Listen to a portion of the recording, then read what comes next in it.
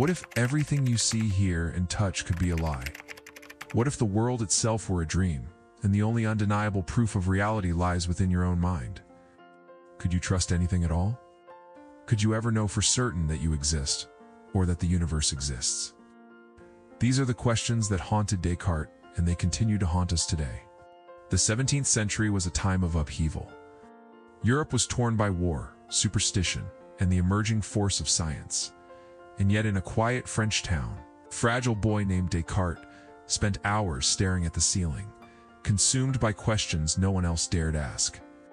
Illness and fragility kept him indoors, but his mind roamed freely. For Descartes, life was not a simple sequence of events.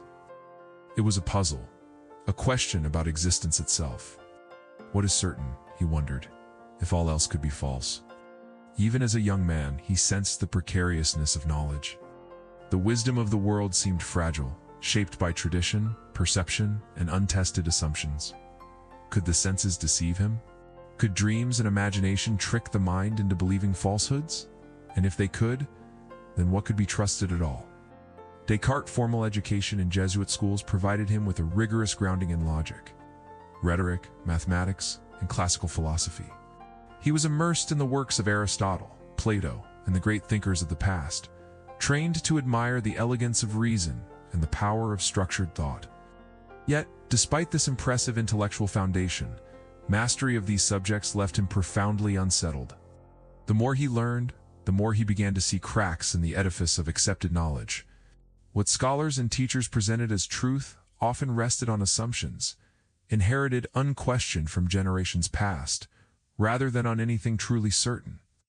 The world as experienced by everyone else seemed stable and familiar, yet Descartes perceived it as a fragile construct, full of contradictions and illusions that could no longer satisfy his search for certainty. Faced with this unsettling realization, he chose a path that was as radical as it was lonely. He resolved to doubt everything systematically and deliberately. Every belief he had absorbed, every inherited opinion, every sensory experience, even the evidence of his own eyes and ears would be scrutinized and held to the most rigorous test of reason. Nothing would be exempt. Only ideas that could survive this extreme scrutiny would be allowed to remain, forming the foundation of a new, unshakable philosophy. In stripping away superstition, authority, and dogma, Descartes sought to clear the ground entirely, laying bare the essential truths that could withstand doubt. In this courageous intellectual excavation, he aimed to discover the bedrock of certainty upon which true knowledge, and perhaps the very understanding of existence itself. In the cold stillness of November 1619, alone in a modest, dimly lit room in Germany, Descartes sat enveloped by silence. The world outside seemed distant, irrelevant, as if he had temporarily stepped beyond time itself. In this solitude, he experienced a profound insight, one that would come to redefine philosophy for centuries. He realized that, even if every part of the world were illusory, even if every sense, sight, touch, taste, sound, were constantly deceiving him, one truth remained inescapable: the undeniable reality of his own thought. There, in the quiet, the certainty of his existence crystallized. Cogito, ergo sum. I think, therefore I am. The words echoed not just in his mind, but in the chambers of human understanding. This revelation was both liberating and terrifying. It confirmed the reality of the self, of consciousness, in a world that seemed increasingly unreliable. Yet it also raised questions that were as unsettling as they were profound. If the self exists, but the world beyond it cannot be fully trusted, then what is the nature of reality itself? Are the objects, people, and experiences around him merely projections, fragile illusions shaped by forces unknown? Who or what gives form to the world, if all that he can truly know is the act of thinking itself? In this instant, Descartes glimpsed both the extraordinary power and the profound burden of consciousness. Thought became both anchor and compass, the single, undeniable proof of existence in a sea of uncertainty. Yet with this certainty came responsibility: to explore the world with reason as the guide, to rebuild knowledge on foundations that could withstand the most relentless doubt. In that small room, in the shadow of November's chill, Descartes was not just a man thinking, he was the first architect of modern philosophy.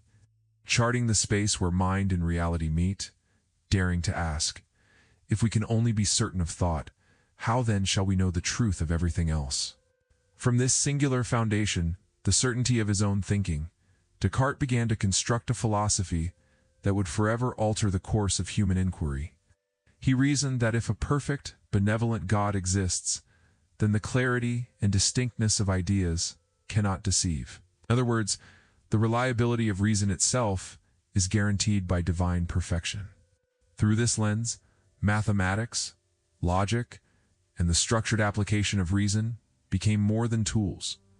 They were windows into the fundamental truths of the universe. Every theorem, every geometrical proof, every disciplined deduction could now serve as a stepping stone toward a secure, unshakable understanding of reality.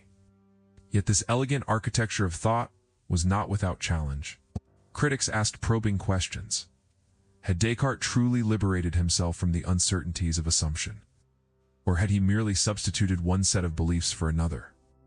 Was invoking God a form of intellectual safety net rather than pure rational discovery? In these debates, the tension between certainty and doubt became the pulse of modern thought, the very heartbeat that continues to animate philosophical inquiry. The method he pioneered, systematic doubt, rigorous testing, reconstruction from indubitable principles, would inspire generations of thinkers. Scientists, mathematicians, and philosophers would follow his lead, building vast intellectual structures on the bedrock of clarity. But the stakes were deeply personal as well as intellectual.